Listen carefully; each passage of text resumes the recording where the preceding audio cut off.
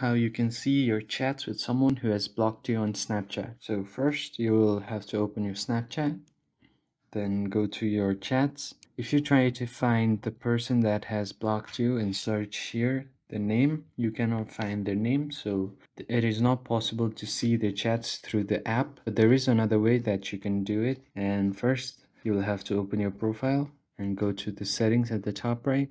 Once you open your settings, you can scroll all the way down, and there you'll find my data right above logout. So you are going to click on my data, and this will show you an option to download your data. So here it says data available for download, and make sure all of these options are turned on, or especially you will have to make sure that your chat history is selected. Once you do this, you are going to click on next and put in your email address. Once you enter your email address, you are just going to click on submit. So the Snapchat will receive your request and they will send your app data to this email address after a few days, and you can download your entire data and chat history from there. And that way you can see your chat history with someone that has previously blocked you, or chat history that you have with them.